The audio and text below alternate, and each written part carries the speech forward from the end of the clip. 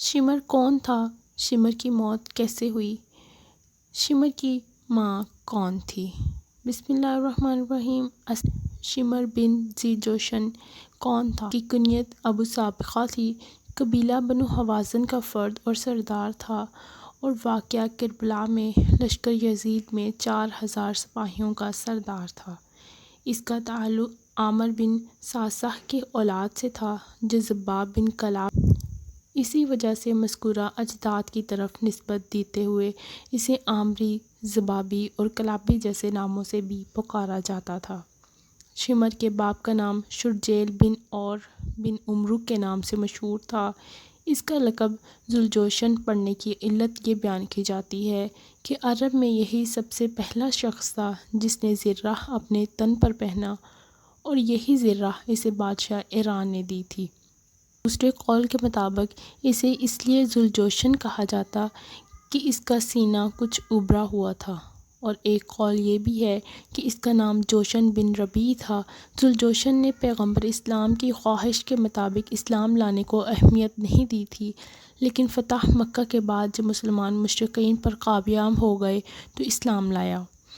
شمر کی ماں کو برائی سے یاد کیا جاتا ہے، یہاں تک کہا جاتا ہے کہ بھیڑوں کو ادھر ادھر لاتے ہوئے جاتے چراتے ہوئے گناہ سے آلودہ ہو گئی، اور شمر اسی غیر مشروع طریقے سے ہی نے بھی واقعہ کربلا میں شمر کو بکری چرانے والے کے بیٹے کے نام سے خطاب کیا۔ شمر بن ذی الجوشن ابتدا میں تو امیر المومنین کا طرفدار تھا۔ اس نے جنگ صفین میں حضرت محمد صلی اللہ علیہ وسلم کی مدد کی تھی، اور ادھم بن محرز باہلی شامی سپاہی کے ساتھ لڑائی میں اس کا چہرہ شدت سے مجروح ہوا، لیکن بعد میں حضرت علی کی طرف سے منہ پھیر لیا اور علی اور آپ کے خاندان کا کینہ اپنے دل میں پروان چڑھا کر دشمن بن گیا۔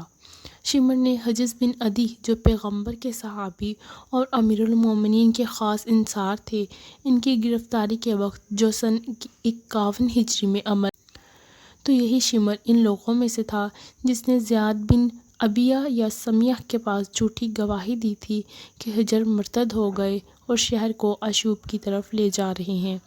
کربلا میں بھی یہی شمر شہادت امام حسین کا سبب اور قاتل بنا تھا۔ چونکہ مسلم بن عقیل سن کوفہ میں قیام کیا تو یہی ان لوگوں میں سے ایک اہم فرد تھا کہ جس حاکم کوفہ عبید اللہ بن زیاد کی طرف سے مأمور کیا گیا، لیکن لوگوں کو جناب مسلم کی طرف سے دور کرے۔ اسی نے جناب مسلم کی باتوں کو فتنہ گیری کا نام دیا اور کوفیوں کو شام کے سپاہیوں سے ڈرایا۔ جب امام حسین کربلا پہنچے تو سعد کے بیٹے جناب مسلم کی باتوں کو فتنہ گری کا نام دیا، کوفیوں کو شام کے سپاہیوں سے ڈرایا۔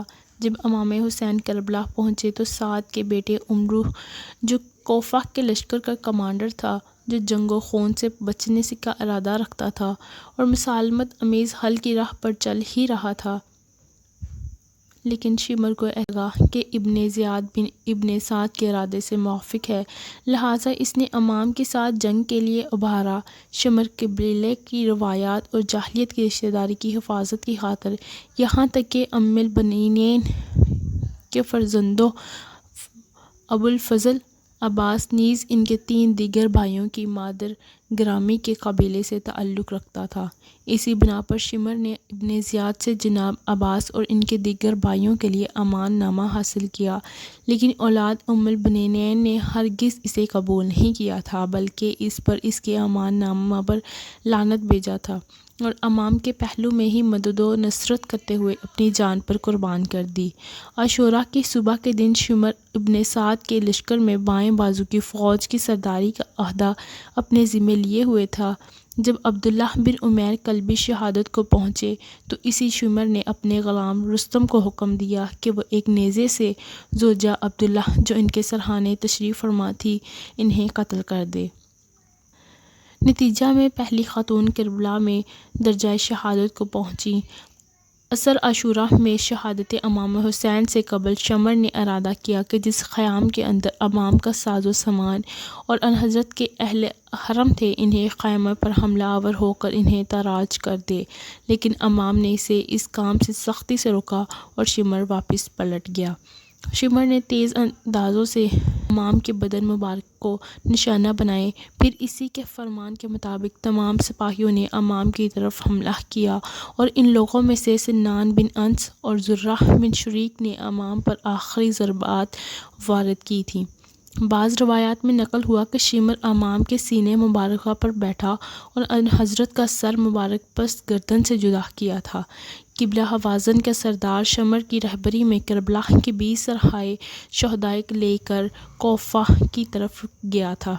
ابن طاؤس کے نقل کے مطابق 12 سر مبارک شہداء کربلا کے لے کر ابن زیاد کے پاس گیا تھا۔ کہا جاتا ہے کہ عمر بن سعد کے آگے آگے شہداء کربلا کے سروں کو لے جاتا تھا۔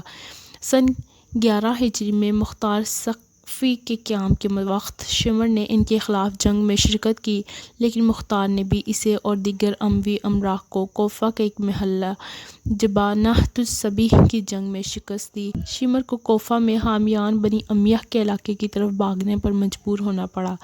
مختار نے پھر سے ایک گروہ کو اپنے غلام ضربی کے ساتھ اس کے پیچھے بھیجا تو شمر نے بھی مختار کے غلام کو قتل کر دیا اور ساتیہ دمہ نامی قریہ کی طرف بھاگا اور پھر وہاں سے شوش اور سمیرہ نامی گاؤں کے درمیان کلتانیہ نامی قریہ کی طرف بھاگا اور ایک خط مصعب زبیر کے لیے بھیجا کہ جو مختار کے ساتھ جنگ کے لیے آمادہ تھا، لیکن مختار کے بعض سپاہیوں نے شمر کا محاصرہ کیا اور ایسے حالات میں بھی اس کے ساتھی فرار ہو گئے تھے، نیز اسے اصل مختار کے پاس بھیج دیا اور اس کے منحوس بدن کو کتوں کے سامنے ڈال دیا گیا تھا۔ ادھر مختار نے بھی شمر کے سر کو محمد بن حنیفہ کی خدمت میں روانہ کر دیا۔ امام حسین نے روز عاشوراء شمر سے کہا، رسول خدا نے سچ فرمایا کہ گویا مجھے سفید و سیاہ کتا نظر آ رہا ہے کہ میرے اہل بیت کا خون پی رہا ہے۔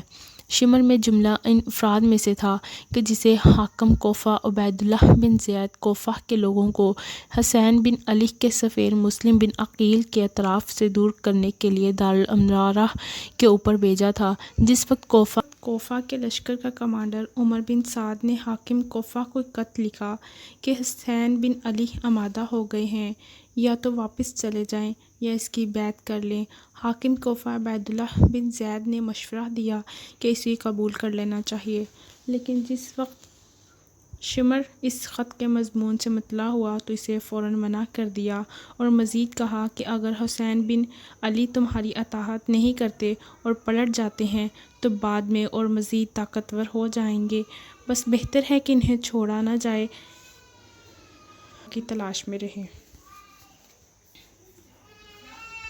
وہ 4000 سپاہیوں کا سردار بنا کر نیز ایک خط اسی کے ہمراہ کربلا میں کوفہ کے فوج کے کمانڈر عمر بن سعد کی طرف روانہ کیا تاکہ امام حسین سے مطالبہ کرے کہ یا تو بیعت کر کے سر تسلیم خم کر دیا جائے یا پھر جنگ کے لیے تیار ہو جائیں، اور اسی خط میں آخری سطر پر کیا تھا، اے عمر سعد، اگر یہ کام تمام انجام دے سکتے ہو تو ہمارے لشکر سے کنارہ کشی اختیار کرو اور لشکر کی کمان شمر بن ذوالجوشن کے سپرد کر دو۔ محرم کی 10ویں تاریخ کے دن کی آخری گھڑیاں جس میں حسین بن الاقدس اور جسم مبارک پر بہت زیادہ زخم لگے ہوئے تھے، شمر نے اپنے کندو برہنہ خنجر کے ساتھ امام حسین کے سینہ مبارک پر بیٹھا اور انحضرت کے سر اطہر کو تن نازنین سے جدا کیا تھا۔ کربلا کے واقعہ حائلہ کے بعد شمر مختار کے جنگل سے نکل بھاگا، لیکن مختار نے بھی حکم دیا کہ وہ جہاں کہیں بھی گیا ہے اسے تلاش کریں اور اس کے اعمال کی سزا تک اسے پہنچائیں۔ کوفہ کی شورش کے ماجرا میں شمر نے مختار کے خلاف بغاوت میں اصلی کردار ادا کرنے والوں میں سے ایک تھا۔ نتیجہ میں مختار کا ایک غلام اس کے تعاقب میں گیا، لیکن شمر کے غلام نے اسے قتل کر دیا اور بعد میں دوسرے قریہ کی طرف فرار کر گیا، پھر وہاں سے بھی کلتانیہ نامی قریہ کی طرف چلا گیا، یہاں تک کہ مختار کے سپاہیوں نے اس کا محاصرہ کر لیا۔ شمر کو گرفتار کیا گیا اور مختار کے پاس لائے۔ مختار نے حکم دیا کہ اس کی گردن اڑا دیں اور اس کے جسد کو ایک کھولتے ہوئے تیل کے دیگ میں ڈال دیں، اور مختار کے سپاہیوں میں سے ایک نے اپنے پیر سے شمر کو ہو تو اس کو لائک کیجیے گا، میرے چینل کو سبسکرائب کیجیے گا۔ دیجیے اجازت، ملتے ہیں اگلی ویڈیو میں، تب تک کے لیے اللہ نگہبان۔